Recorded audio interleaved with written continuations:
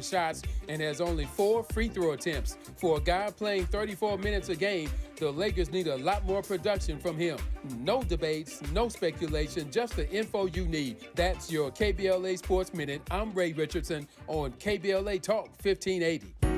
KBLA Talk 1580 is dedicated to empowering our communities by providing progressive talk radio for our audience. We strive to be an intersectional voice for the voiceless. As a Black-owned and operated station, we are committed to highlighting diverse perspectives and creating safe spaces for meaningful dialogue. We believe that everyone has something unique to bring to these political, economic, social, and cultural conversations, and we don't shy away from the hard conversations about current events. We endeavor to be a beacon of hope and understanding, while boldly challenging listeners to think more deeply about difficult topics that impact us all.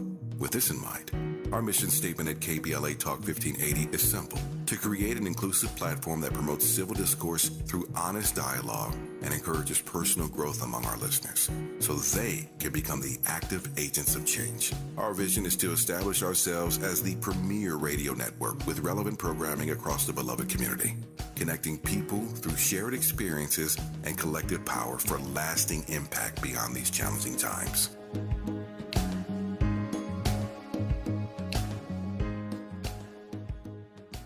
My people. My people. The foundation of the United States rests on the sweat of my people. Every enemy of the USA has had to face my people on the front line.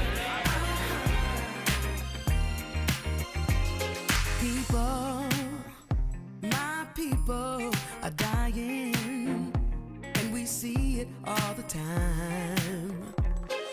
Don't know where our future would be if he's not here. How do we stay strong? Only we can save us from us. Oh, yeah. Think about change. Show our people love. Oh, yeah. My people, hold your head up. My people, don't take it back. My people, rise. My people, rise. My people, we want you side by side. You're doing all right. My people, ride. I'm Tavis, Smiley, and I am delighted to have you with us today in this hour, which I'm looking forward to, because in this hour we're going to talk to the President and CEO of the Children's Defense Fund. This year, believe it or not, marks 10 years. A decade has gone by just that fast since Michael Brown Jr.'s life was violently cut short by a police officer in Ferguson, Missouri. We will talk in this hour about the long shadow of Ferguson and the myriad obstacles we still face when it comes to protecting our children and improving their futures. I'm pleased to welcome once again to this program the President and CEO of the Children's Defense Fund, the Reverend Dr. Starsky Wilson. How are you, Doc? I'm doing well. Thank you so much for having me back, brother. No, it's good to have you on the program.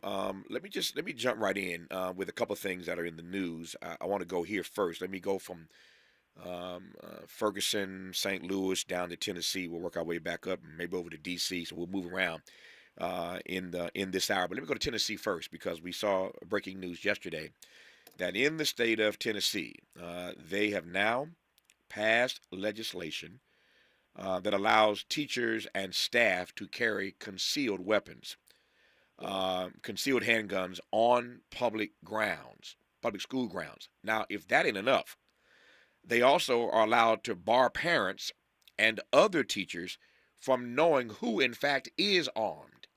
So they're allowing teachers and staff to carry guns on public school campuses, but parents don't know who's carrying. Other teachers and administrators don't know who's carrying. This is a hot mess, and yet what I call a hot mess is now law in the state of Tennessee. When it comes to protecting, as I said a moment ago, our children and improving their futures, how do you square that kind of legislation with that goal?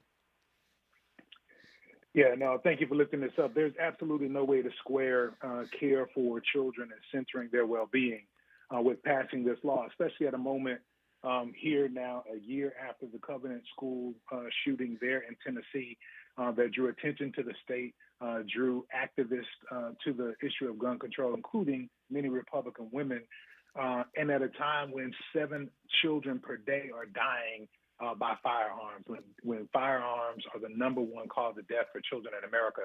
This just doesn't square. House Speaker Sexton is not thinking about the children of the state of Tennessee.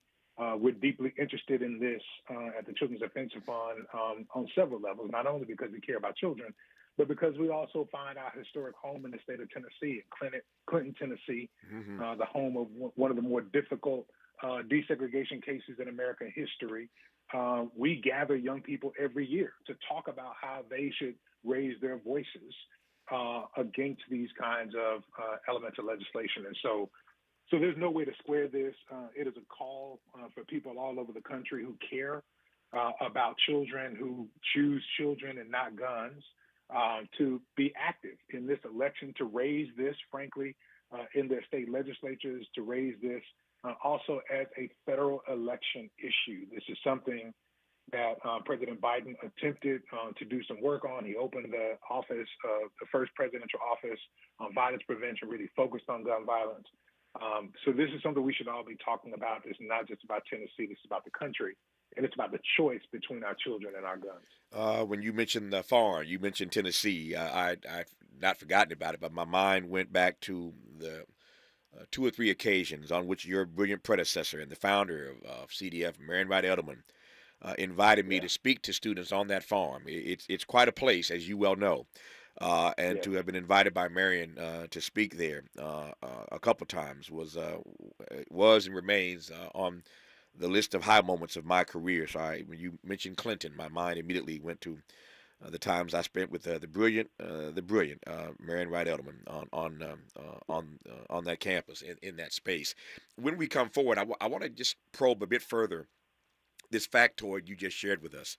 And I guess it's not foreign to me, I know this, but hearing it come out of your mouth in the context of this conversation, in the context of what just happened in Tennessee yesterday, allowing teachers and administrators to carry concealed weapons, concealed firearms, when you suggest to me that firearm deaths are the number one cause of death amongst children in this country, I mean, think about that. We're supposed to be a civilized nation, and the number one cause of death amongst children in this country is firearms. Let's talk about that part and more when we come forward with the Reverend Dr. Starsky Wilson, President and CEO of the Children's Defense Fund on Tavis Smiley. From the Mert Park with love, this is Tavis Smiley. Hey y'all, Mona Swain here from Target's new YouTube series, My Cart is Full, where we feature Black founders and creators highlighting their connection to our community. As an actor and content creator, I love using my voice to inspire young Black women who look like me. When it comes to feeding my shine, seeing myself reflected in Black-owned and founded products at Target brings me joy. Together, we are Black Beyond Measure. Learn more at target.com/Black Beyond Measure. Cookie wants to be a professional wrestler. I'm Cookie Serratos and I'm 11 years old. She also wants to win all the medals. That's why Cookie and her family make every day count, squeezing out her best with Go-Go Squeeze. Okay, Cookie, let's break for a Go-Go Squeeze. Go-Go Squeeze fruit-on-the-go pouches are a nutritious snack made from 100% fruit with no sugar added. Go, Cookie! Because when you nurture your kids, you squeeze out the best in them. Squeeze out the best with Go-Go Squeeze. Not a low-calorie food. Products range from 11 to 13 grams of sugar and 60 to 70 calories per serving. Are you tired of being stuck without internet access? Connect and go with LA County Library. It's simple. Visit your local LA County Library location and borrow a hotspot for free to get Wi-Fi wherever you are.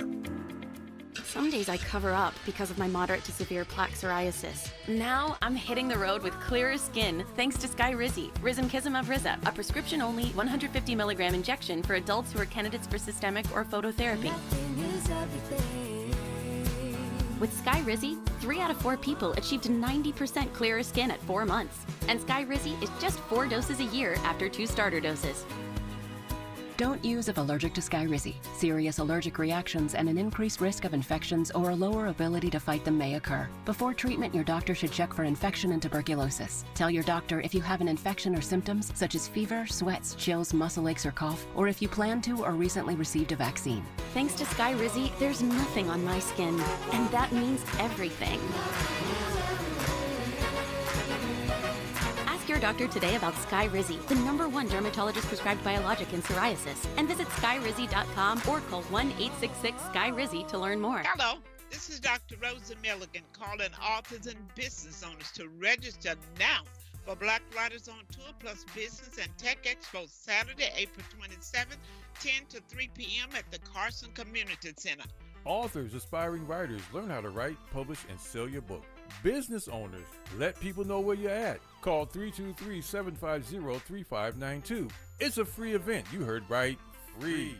And there's something for everybody. Go to blackwritersontour.com and register today. 323-750-3592. Literacy and technology is everybody's business. Black Writers on Tour, Saturday, April 27th, 10 to 3 p.m. Admission and parking is free. See you there, 323-750-3592. BlackWritersOnTour.com. Don't you miss it.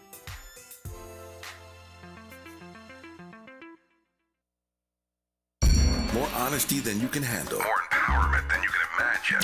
You're tuned in to Tavis Smiley. Starsky Wilson, no naivete in asking this question, but how is it in this country that the #1 cause of death for children can be guns, can be firearms? Well, that can happen because the gun lobby is well situated within the context of capitalism, has power, and has accumulated that with our lawmakers and children, including those, frankly, I even say teenagers. The young people who were marching for their lives didn't have a vote. And so because we continue to disenfranchise children and because we've not kind of, frankly, pulled together the moral capacity to vote on their behalf, to cast elections as really about the future and not about individual candidates in the present, that's how we get to this place. And so, whether parents want it, our friends at Everytown have already surveyed this. Parents don't want the guns in teachers' hands. Teachers don't want the guns in teachers' hands. And it is proven to provide a challenge to students' trust in the educators in order to be able to get their education. And so this is a bad move on all fronts. But again, this is a call to those who are willing to invest their votes for their grandchildren and their children to speak on this issue and frankly call our candidates to speak on this issue, especially this year. Yep. I don't mean to make you political, but since you went there, I want to follow you. I know that Children's Defense Fund is a nonprofit. I understand that, and nonpartisan. And yet you put your finger on something that I think we ought to interrogate here just for a few moments, and hopefully you'll play along with me here because you made the point, so you got me thinking about it. But when you were talking a moment ago, I thought of the edict of Bill Clinton, who said famously years ago that every election is about the future. It seems simple enough, but when it came out of his mouth in the context in which he said it, it resonated with a lot of people, that every election is about the future, never about the past. And for those who were around in the Clinton years, you'll recall the theme song of the campaign, "Don't Stop Thinking About Tomorrow," Fleetwood Mac. Every election is about the future and never about the past, said Bill Clinton. I think he's right about that. But here you come now, just sort of upending my thinking in this regard. Because every election really isn't about the future. It's really about the president, about the present, and about the president in real time. And so you're right. We end up voting for candidates. Elections are about candidates. They're really not about the future. And we ain't even got into the frame yet about voting on behalf of the children. I'm just starting, before I get to that, I'm just starting with the fact that maybe every election, maybe Clinton was wrong. Maybe ostensibly it should be about the future. But maybe that was an aspirational point. But in reality, I think you're right. I'm not so sure in this year or any other year we're really thinking about the future. Let me take it another step further. I've had more than one guest on this program, more guests, Frankie Starsky Wilson, than I can count, who keep making the point that Donald Trump is an existential threat to this democracy. And I don't care what your other concerns are, what your gripes are, what your issues are. I just spent a half hour talking about reparations.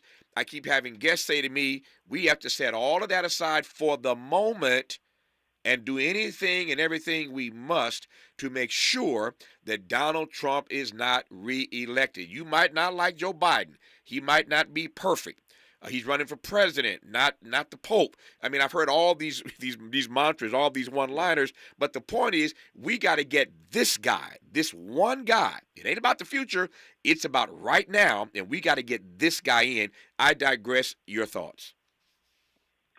Well, I think we find ourselves in the conversation only about the president if we don't have an articulated agenda for our future, is my first thought. I'll come back to that. The second thing I think about that is really that we don't actually have to separate these two things. I don't have to set aside my commitment to children's well-being and them growing up in just and caring communities and having stable families and economic mobility, these commitments to the American dream. I don't have to set that aside in order to choose between 2, 3, or 4 candidates, depending on how you want to look at this. Actually, I keep that in mind, and I assess those 4 options through what I desire for my children. And so I just say I think it's a little bit lazy to say we have to set it all aside because one person's an existential threat. Frankly, we should say, as I do, that because I am deeply committed to an agenda for children that has to find its way through the Senate and through the House. It has to make its way through the congressional chambers and get to the White House. It has to make its way through somebody's city council and make it to City Hall. Then I have to engage in a political process that chooses between the options that are given to me. So it's not that I have to put it down. It's actually that I have to keep it squarely in front of me and say, if I want children to be safe, I got to choose between these 4 options. Yeah. And there is a better option. And I got to make that case to people. And I think we can effectively make that case. Yep. But on the first point, I mean, you helped to inform me on this many moons ago at a critical point in my own formation. If I don't have an articulated commitment to what I want for my future, Covenant with Black America in 2006, if I don't have a commitment to what I want for my future, State of Black America, National Urban League annually, if I don't have a commitment to what I want that future to be, State of America's Children's Defense Fund each year, then I must vote on the president. So the question is, have I done the long-term work to articulate my hopes for children? And I want my kids to grow up with dignity, hope, and joy. And that has a policy agenda to go on with it. Yeah. So I get to vote on the future. Since you went there, let me just mention, I may have done it before.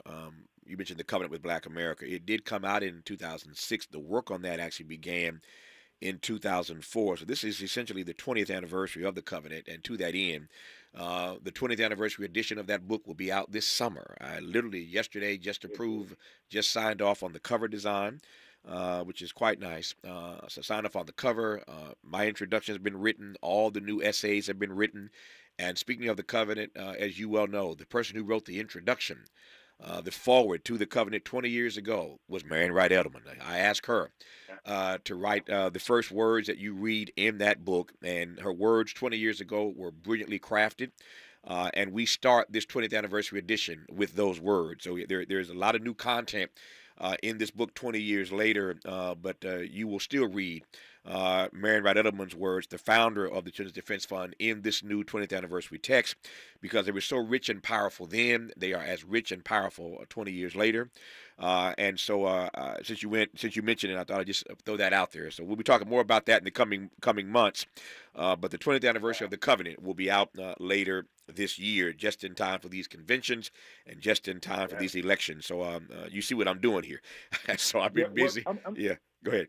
I'm gonna tell you the other thing you're doing. Between the other segment they were talking about Tennessee and this segment, you're crafting for yourself another invitation back to the farm. to talk to us about these things, because it sounds like the time is right and the place is right. So, No.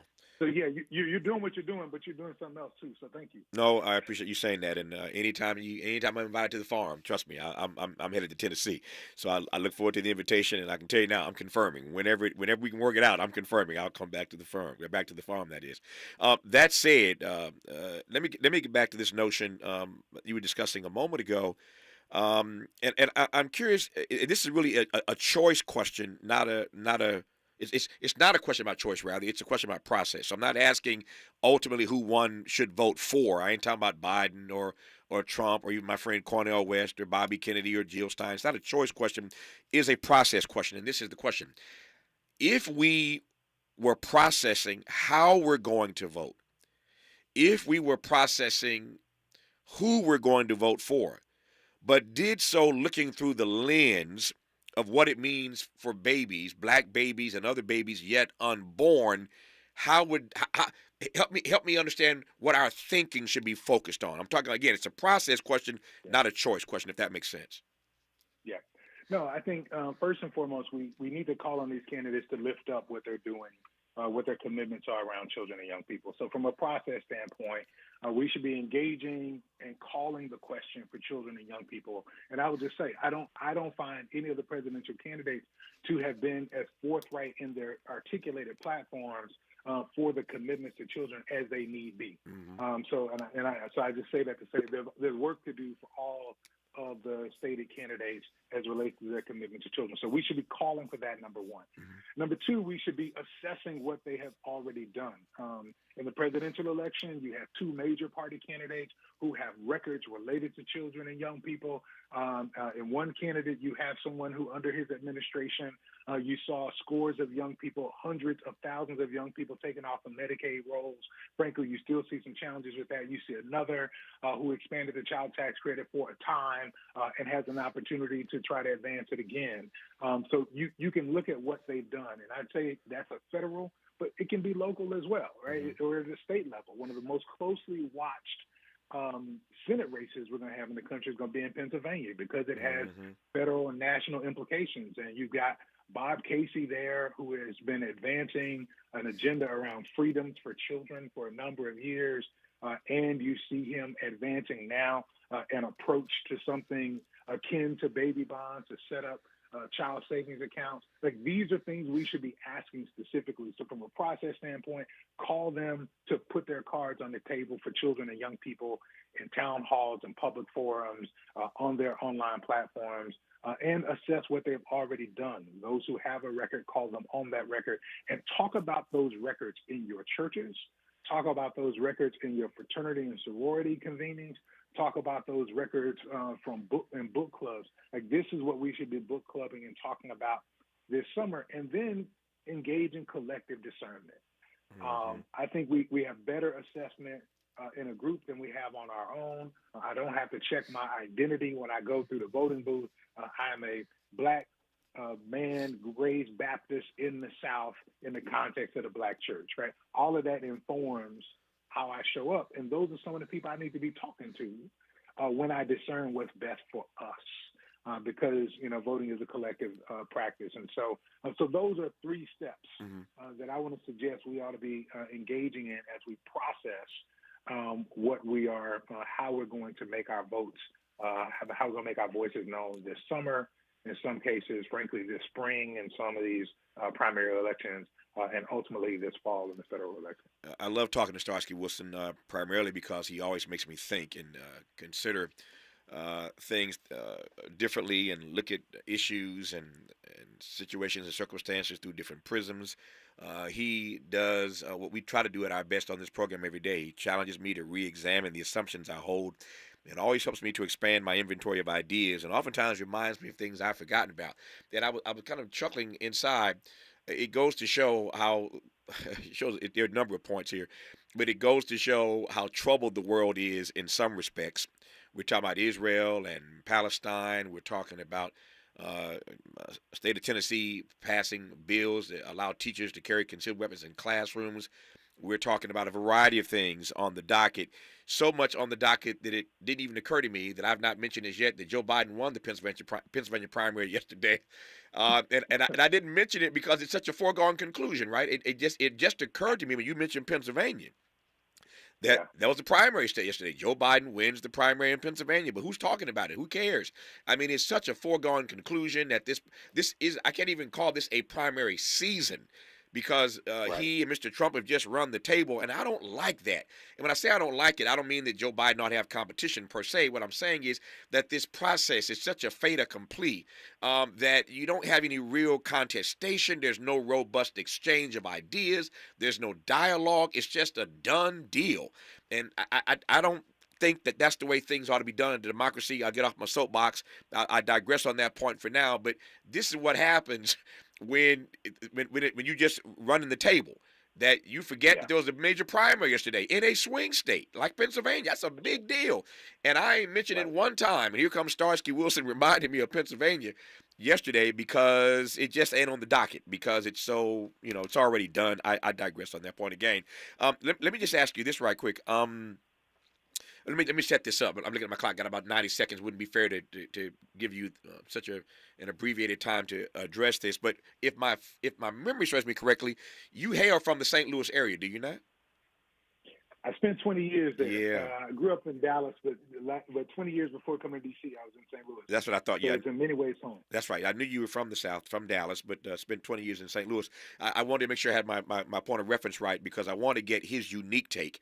So then you were in St. Louis, right next to Ferguson, or Ferguson next to St. Louis, depending on how one looks at it. You were in that region 10 years ago when they killed Michael Brown, were you not? I was. Okay. So when we come forward, I want to get his unique take. Believe it or not, we are pushing toward, in just a few months, pushing toward the 10th anniversary of the killing of Michael Brown, Jr. And I want to get Reverend Dr. Starsky Wilson's reflections on the 10th anniversary of that particular murder, that particular death, and look at the impacts, the long-term impacts of that case 10 years later. I'm Tavis Smiley. He's Starsky Wilson. He is the fine president and CEO of the Children's Defense Funds. I mentioned earlier, in case you just tuned in, I always want to shout out Marian Wright Edelman, who was the founder of this grand organization, and she made a wise choice. I won't offer any more commentary than this, but I know a lot of people who've made some unwise choices in their successors. And I'll leave that where it is. But she made a wise choice in Starsky Wilson, and I'm pleased to have him back on this program. More with him when we come forward on Tavis Smiley. Unapologetically progressive. Unapologetically black. You're tapped into Tavis Smiley. Paid for by government.com. Did you know the United States Mint has issued a new Morgan silver dollar coin in proof condition for the first time? Not only that, they are also minted in 99.9% pure silver for the first time ever in history. Coin experts are calling this an amazing opportunity for anyone that knows the enduring popularity of Morgans. But you must hurry. Only 400,000 of these legal tender silver dollars were issued. These first ever Morgan silver dollars are brand new with stunning mirror-like finish, minted by the iconic San Francisco Mint. Call now and you're guaranteed a new first ever 99.9% pure silver proof Morgan dollar. To learn more, call 1-800-973-9717. If you order now, you will receive a free coin collector bonus pack, a $25 value, free with every order. Call 1-800-973-9717 now to secure your new Morgan silver dollars before they are gone. That's 1-800-973-9717. I'm Amber Payton. Here's the latest on the Black Information Network. New York City Mayor Eric Adams is meeting with college leaders amidst ongoing pro-Palestinian protests aiming to prevent escalation. Adams, who is black, emphasizes that schools like Columbia and NYU are for education, not managing volatile situations. He warns of outside agitators inciting violence, urging schools to tighten security and identify non-students on campus. President Biden is set to speak at the commencement ceremony for one of the country's top historically black colleges. Biden will speak at Morehouse College for the ceremony scheduled on Sunday, May 19th. Posts on social media have been calling for students at the college to stage a walkout in protest of Biden's support for Israel. Biden has reiterated support for the country in the wake of the Israel-Hamas war. Both Biden and former President Trump have been campaigning around Georgia to influence black voters in the state. That's the latest. I'm Amber Payton on your home for 24/7 News, the Black Information Network. Hey, it's Dean Sharp. Great news. Sunlux has the all-new Tesla Powerwall 3 in stock. It's ready and waiting for you when you go solar with Sunlux. Learn more at sunlux.com, sunlux.com. This is the KBLA Sports Minute with Ray Richardson. Kawhi Leonard's return to the lineup last night was not enough to inspire a win for the Clippers against Dallas. The Clippers lost by 3. The best-of-7 playoff series is even at a game apiece.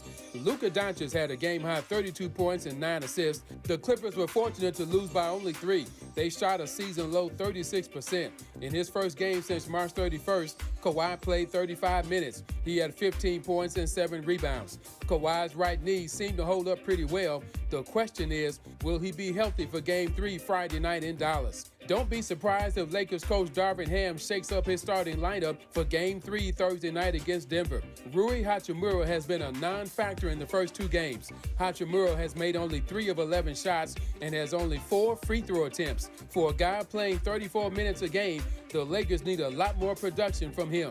No debates, no speculation, just the info you need. That's your KBLA Sports Minute. I'm Ray Richardson on KBLA Talk 1580.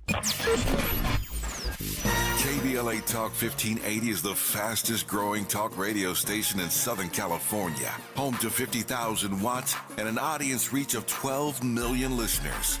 KBLA Talk 1580 is a pioneer for black audio content, including our groundbreaking $2 million climate justice campaign and the most loyal, influential audience.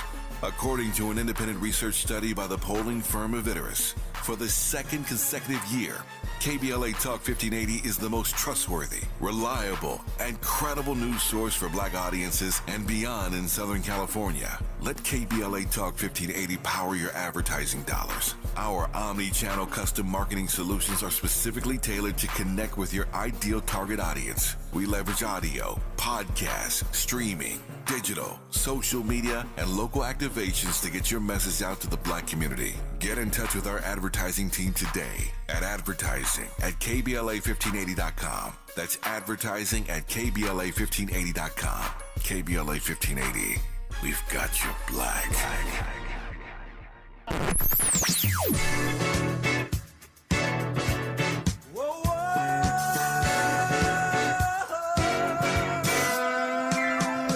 This is KBLA Talk 1580. Talk radio. That's music to your ears.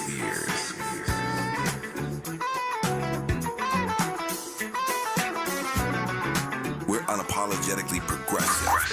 KBLA Talk 1580. We've got a lot to talk about. Are you interested in catching up on all the latest entertainment news, trending topics, and exciting interviews? I got you. Tune in to The Raw Report with Robin Ayers, Monday through Friday, 6 to 7 p.m. I'm your host, Robin Ayers. Join me every weekday with some of the best entertainment contributors in the business as we break down what's going on, who's got next, and what not to miss. Only on The Raw Report with Robin Ayers. Unapologetically progressive. KBLA Talk 1580. We've got your black. Fight climate change. This Earth Day, April 22nd, go Metro and ride for free. You'll make a difference. Metro buses run on clean energy, making every day Earth Day. Together, we can clear the air and connect our communities. Start your journey at metro.net. Prescriptions require an online consultation with a healthcare provider who will determine if appropriate. Restrictions apply. See website for details and important safety information. Subscription required. Price varies based on product and subscription plan. Hey guys, did you know there's a generic form of Viagra that works just the same but is 95% cheaper? And you can get it online at hims.com/joy. Through HIMS, you'll get a free medical consultation to determine the ED medication that's best for you, discreet shipping if prescribed, a 100% online process, and a range of treatment options, including trusted generic alternatives to the name brands, at up to 95% off. ED is personal, and at HIMS, so is treating it. Just go to hims.com/joy and get connected to a licensed medical provider online for free, with zero copay, no expensive appointments, and no awkward face-to-face conversations. To start your free online visit, you need to go to this exclusive address, hims.com/joy. That's hims.com/joy for your free online visit. hims.com/joy. Helping to make you the most knowledgeable person in your circle of friends. This is Tavis Smiley. This is Tavis Smiley in conversation with the Reverend Dr. Starsky Wilson, who is the president and CEO of the Children's Defense Fund. He is from Dallas, Texas, from the South, but spent a couple decades in St. Louis and was in St. Louis 10 years ago this year when they killed Michael Brown Jr. And I want to talk now for a few moments about the long shadow of Ferguson. We've been talking about what it means to be seriously committed to protecting our children and to preserving their rights and standing up for them and ensuring that they have a brighter future. We've been talking about this bill passed yesterday in Tennessee that allows teachers in schools to carry concealed weapons. I don't know that makes any sense at all. Somebody once said it was a bad idea when they thought about it, but we've been discussing that in the context of what we are truly doing in this country to protect, again, the futures of our children and, for that matter, babies yet unborn. And so I circle back to Michael Brown and what happened 10 years ago in Ferguson, because that certainly sent a lot of our children, a lot of young people into the streets protesting what they had done to Michael Brown Jr. But Reverend Starsky Wilson, you were there. Take me back 10 years ago, sir, and give me your thoughts and reflections, and we'll talk about, again, the long shadow of Ferguson a decade later. No, I appreciate the opportunity to talk about this. Frank, I'm actually headed to St. Louis today to talk about this some more with a gathering of the Association of Black Foundation Executives who are there honoring this anniversary of the Ferguson Uprising and giving tribute to this fallen 18-year-old whose death invited the uprising of other youth from across the community and across the country. So I said a few things. So when I was on August 9th, 2014, I was pastoring a church there in North St. Louis, just a few miles from the place where Michael Brown was killed. I was the CEO of a foundation focused on child well-being and racial justice in the St. Louis community. And I ended up serving as co-chair of the Ferguson Commission appointed by the governor. And so I was called into this work in a whole lot of different ways. But first and foremost, I was called to the image of Michael Brown lying in his own life force in the midst of the street. And I named that because in that way, that police violence that happened that day connected to the community violence that I experienced in my own life and continues to traumatize young people and draw them into this area of precarity, this sense of trauma and our own experiences. And so that day and that moment was a calling in to the reality that young people's lives are on the line in all kinds of policy. I won't go too far here, but I'll just say Michael Brown died on the dividing line between an unaccredited school district and an accredited school district, and he had just graduated from a non-accredited school district. I say this because it's a point of policy about how we separate supports for children and young people and how we create categories not to take care of some of them, including folks like Michael Brown Jr. So I'll talk about, kind of the long legacy here. A few things came out of this that I think stay with us. Number one, a focus on youth mobilization in a way that we hadn't seen it in many ways since the student movement, especially in the Black community. Because of the church that I serve, St. John's Church, we have the occasion to host the Ferguson Freedom Ride, which is the first national mobilization of what we came to call the Black Lives Matter movement. And that happened within weeks after Michael Brown died. So I'll say first and foremost, this mobilization of Black young people around issues that has lasted for a decade began in many ways, in real concrete ways, there at the Ferguson Uprising. Number two, it came in a trail, of course, of these publicized, televised, streamed police shootings that take us to 2020. And I don't know if we have the same kind of capacity to respond to George Floyd in that moment, to respond for Breonna Taylor in that moment, if we had not been led out and built infrastructure because of what happened to 18-year-old Michael Brown 6 years before. And so there's a capacity for community mobilization as part of the long trail that comes from here as well. But then getting to the point of what I was naming from our own trip and who I'll be with tomorrow, there was a sensitization of philanthropy and organized resources to support movement. That's also a part of the long trail. So I don't know that you see the kind of investments of even the Mackenzie Scotts of the world in 2020 and otherwise responding to racial justice issues if you don't have the kind of groups like the Executives Alliance of Boys and Men of Color, the Association for Black Foundation Executives, actually descending into the St. Louis community to help provide uplift to the demands of organizers on the ground. So that we might hear the voices of a Leslie McSpadden and a Michael Brown Sr. Supporting their amplification of the work. And so I think it was critical in so many ways, and it only happened, last thing I'll say on this, it only happened because young people decided to go outside and not go back in until somebody gave them some answers. For more than a year, standing outside the Ferguson Police Department for more than a year, were young people who were activated on August 9th, 2014. They didn't go in when the governor named a task force in the Ferguson Commission. They didn't go in when the president named the policing task force. They didn't go in when people did all these things to try to process their emotions.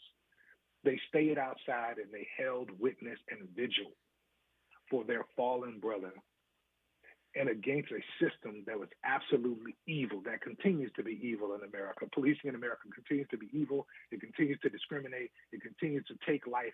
It continues to traumatize children. It continues to separate families. And those young people held vigil for a year until we would all have time to pay attention and catch up.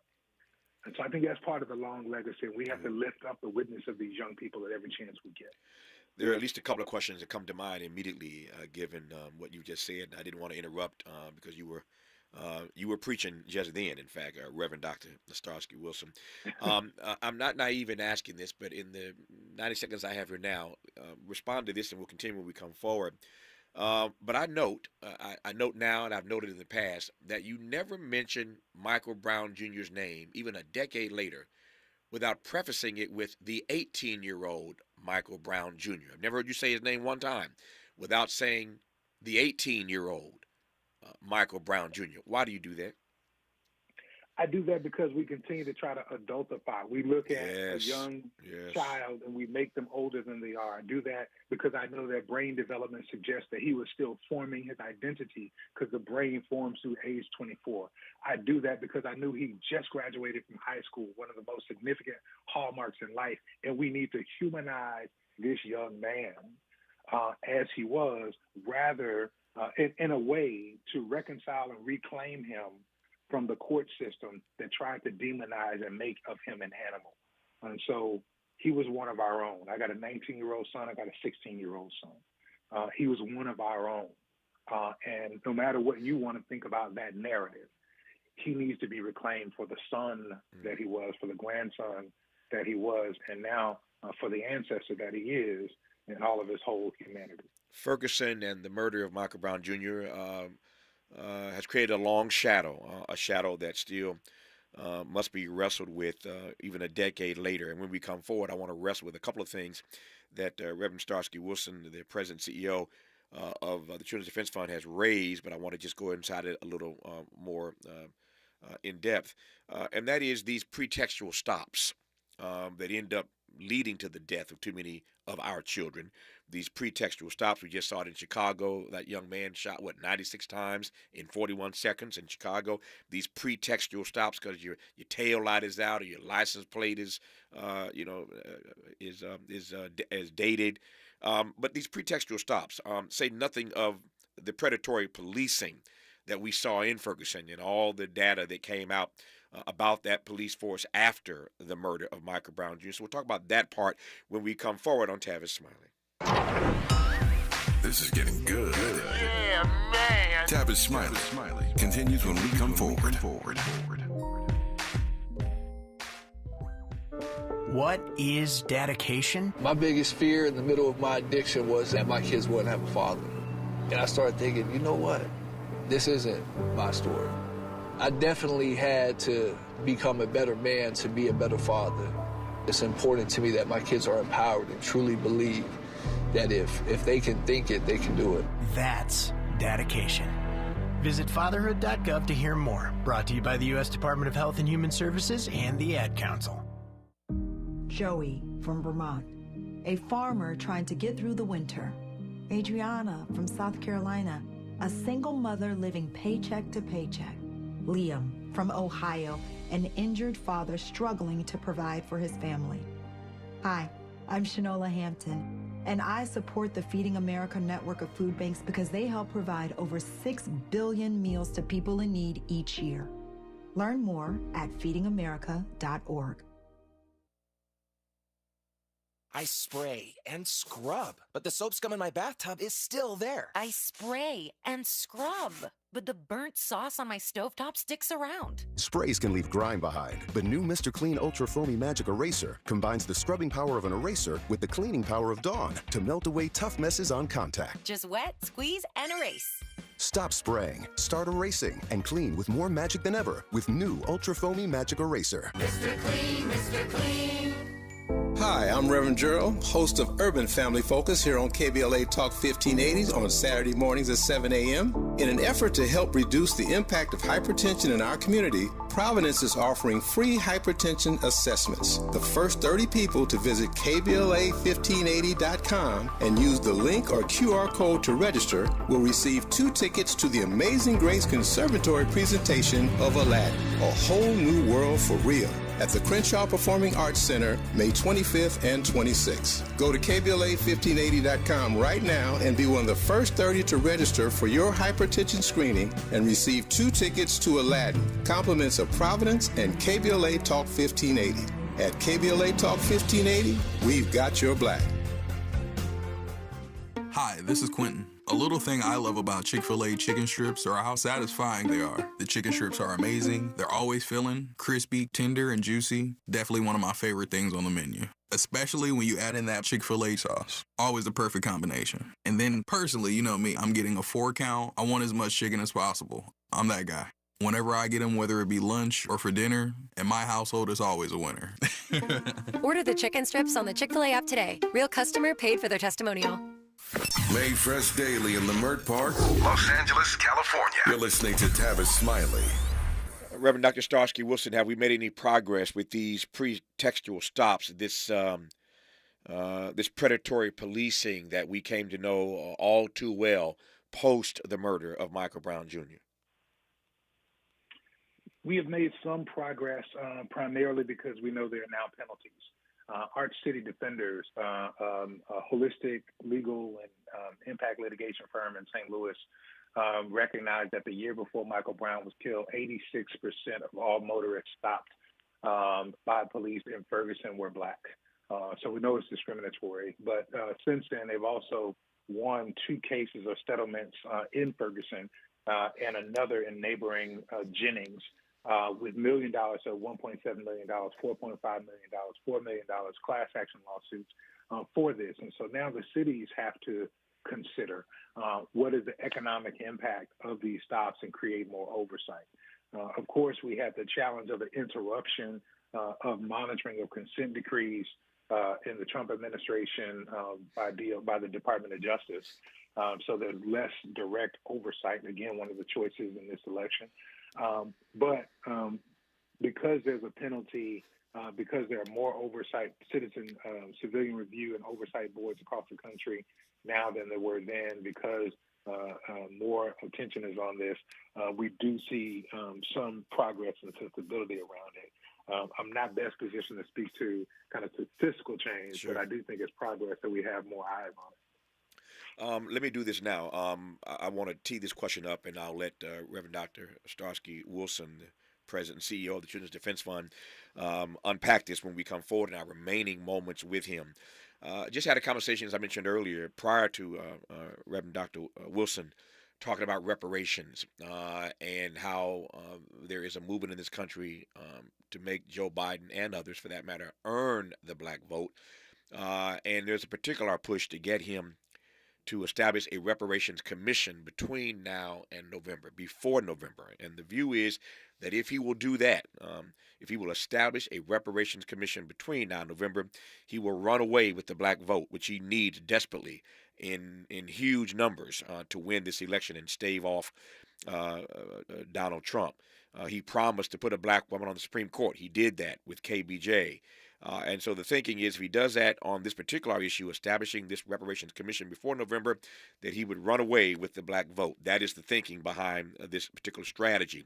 So in that light, I want to ask Starsky Wilson when we come forward, is there something that we ought to be pushing this particular president to do, and for that matter, Congress, but is there something we ought to be pushing him to do right now, before November, to show their Democrats and others, their commitment to children? Is there something we ought to be pressing them on right now before November when they ask us to give them a second chance? We'll do that when we come forward on Tavis Smiley. More of Tavis Smiley when we come forward. If you're like me, 60 and retired, making ends meet, especially here at the supermarket and drugstore, is tough. I'm so blessed to have found benefitscheckup.org. It's a free and confidential website from the National Council on Aging that connected me to $1,200 a year in programs that help pay for food, medicine, utilities, and more. Maybe it can help you. benefitscheckup.org. My daughter was diagnosed with a rare malignant rhabdoid tumor on the spine. They sent her straight to St. Jude. My hope was gone. But when you get there, everyone's like, hey, we're not going to give up. And when you see other people not giving up on your child, that makes all the difference in the world. When I found out I didn't have to pay, I was just grateful. They saved my baby's life. Finding cures, saving children. Learn more at stjude.org.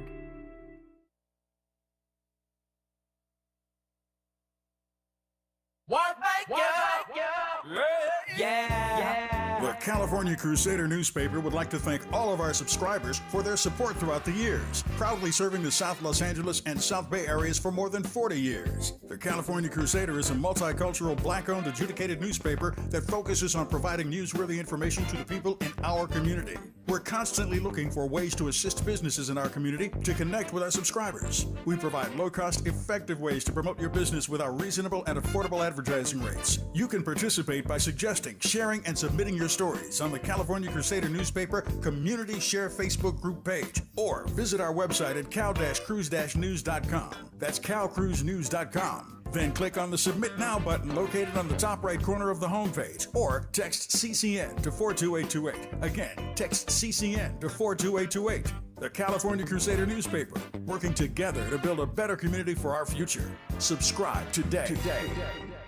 City of Los Angeles tenants and landlords participating in the Emergency Renters Assistance Program, beware of scammers. Notifications about your application will only come from the City of LA in emails ending in lacity.org. Protect yourself. Contact the LA Housing Department by email at lahd.erap@lacity.org or call 866-557-7368 to check communications you receive about the program. You can also verify your application status at housing.lacity.org. That's housing.lacity.org. I can't believe tax season is here already. Look at all this info I have to enter. Phil's small accounting firm is growing in numbers. Why didn't I take that typing class in high school? A data entry specialist could really help him in a crunch. I got blisters on my fingers. Indeed can help him hire great people fast. I need Indeed. Indeed you do. You can schedule and conduct virtual interviews all from your employer dashboard. Visit Indeed.com/credit and get $75 towards your first sponsored job. Terms and conditions apply.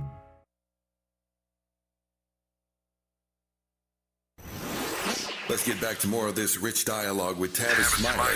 Tavis Smiley and Reverend Dr. Starsky Wilson, who's the president and CEO of the Children's Defense Fund. In case you just tuned in, you've missed an amazing hour. I encourage you to go to our platforms beyond today's program and check out the podcast of this conversation. If you missed any part of it, I promise you, you'll be enlightened, encouraged, inspired, and empowered by the conversation. In the 3 minutes I have left, which I will yield to the gentleman from the CDF, the question I posed a moment ago is whether or not there are things on the agenda that CDF would love to see get done between now and November. If so, tell me what. Yep. So I'll say two commitments on the federal level. Number one, in 2017, I apologize for getting granular here.